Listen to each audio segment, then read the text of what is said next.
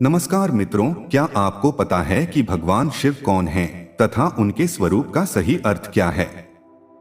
अगर आपको यह नहीं पता है तो इस प्रस्तुति को अंत तक अवश्य देखें। इसमें हम आपको भगवान शिव के बारे में पूर्ण जानकारी देंगे।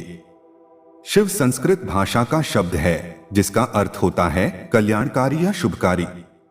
शि का अर्थ होता है पापों का नाश करने वाला, जबकि व का अर्थ होता है देने वाला यानी दाता। यजुर्वेद में शिव को शांतिदाता बताया गया है तथा तंत्र साधना में इन्हें भैरव के नाम से भी जाना जाता है। शिव की दो काया है, एक वह जो स्थूल रूप से व्यक्त किया जाता है, दूसरा वह जो सूक्ष्म रूपी शिवलिंग के रूप में जाना जाता है। भगवान शिव की सबसे ज्यादा पूजा शिवलिंग रूपी पत्थर के रूप में ही किया जाता है, परंतु लिंग शब्द को लेकर लोगों में बहुत भ्रम होता है और इसका सही मतलब नहीं पता होता। संस्कृत में लिंग का अर्थ होता है चिन्ह, अर्थात शिवलिंग को भगवान शिव के एक चिन्ह के रूप में दर्शाया जाता है।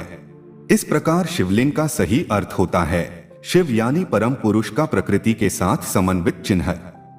शिव का नाम शंकर के साथ भी जोड़ा जाता है, जैसे कुछ लोग कहते हैं शिव शंकर भोलेनाथ। इस तरह अनजाने में ही कई लोग शिव और शंकर को एक ही सत्ता के दो नाम बताते हैं, परंतु दोनों की प्रतिमाएं अलग अलग आकृति की होती हैं। जैसे शंकर को हमेशा तपस्वी रूप में दिखाया जाता है, जबकि कई जगह भगवान शंकर को शिवलिंग का ध्यान करते हुए दिखाया जाता है। शिव ने सृष्टि की स्थापना, पालना और विनाश के लिए ब्रह्मा, विष्णु और महेश नामक तीन सूक्ष्म देवताओं की रचना की है। इस तरह शिव ब्रह्मांड के रचयिता हुए और शंकर उनकी रचना, इसलिए भगवान शिव को महादेव भी कहा जाता है। इसके अलावा शिव को 108 दूसरे नामों से भी जाना जाता है और पूजा जाता है। भगवान शिव का रूप स्वरूप जितना विचित्र है उतना ही आकर्षक भी है तथा शिव जो भी धारण करते हैं उनके भी बड़े व्यापक अर्थ होते हैं। भगवान शिव की जटाएं अनंत अंतरिक्ष का प्रतीक हैं, क्योंकि शिव की उलझी जटाओं में चंद्रमा विराजमान रहते हैं और इन्हीं से गंगा का अवतरण भी हुआ है। इसके अलावा चंद्रमा शिव के मन का प्रतीक है, क्योंकि भगवान शिव का मन चांद की तरह भोला, निर्मल, उज्जवल और जागृत है।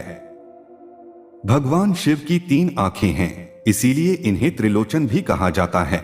ये तीन आंखें सत्व, रजस और तमस तीन गुणों, भूत, वर्तमान और भविष्य तीन कालों, स्वर्ग, मृत्यु और पाताल तीनों लोकों का प्रतीक हैं। भगवान शिव हमेशा अपने गले में सर्प लपेटे रहते हैं, जिसे सर्पहार कहा जाता है। सर्प तमोगुणी एवं संहारक जीव होता है, फिर भी शिव उसे अपने गले में लपेट कर रखते हैं। विषैले विषधर को अपने गले में धारण करके शिव यह संदेश देते हैं कि प्रेम भाव होने पर भयंकर से भयंकर शत्रु को भी अपने गले का हार बनाया जा सकता है। त्रिशूल भगवान शिव का प्रमुख अस्त्र है, जिससे वह दुष्टों का अंत करते हैं। इसके अलावा त्रिशूल भौतिक, दैविक, आध्यात्मिक इन तीनों तापों को भी नष्ट करता है। शिव के एक हाथ में हमेशा डमरू रहता है, जिसे तांडव नृत्य करते समय बजाते हैं। शिव के डमरू की डम डम से नाद उत्पन्न होता है। नाद अर्थात वह शब्द जो इस सृष्टि के प्रारंभ में उत्पन्न हुआ था।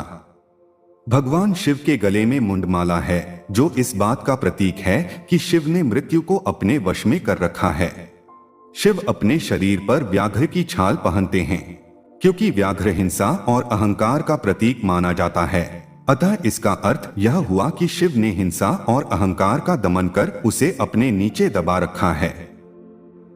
भगवान शिव अपने शरीर पर भस्म का लेप लगाते हैं तथा शिवलिंग पर भी भस्म का लेप लगाया जाता है। अतः इसका अर्थ यह हुआ कि यह संसार नश्वर है तथा एक दिन इसी भस्म की तरह मिट्टी में विलीन हो जाना है। भगवान शिव का वाहन वृषभ यानी बैल है, जो हमेशा उनके साथ रहता है। वृषभ धर्म का प्रतीक माना जाता है, अतः महादेव इस चार पैर वाले जानवर की सवारी कर यह बताते हैं कि धर्म, अर्थ, काम और मोक्ष उनकी कृपा से ही मिलते हैं। इस तरह भगवान शिव का स्वरूप हमें बताता है कि उनका रूप विराट और अनंत है, महिमा अपरंपार है तथा उनमें ही सारी सृष्टि समाई हुई है।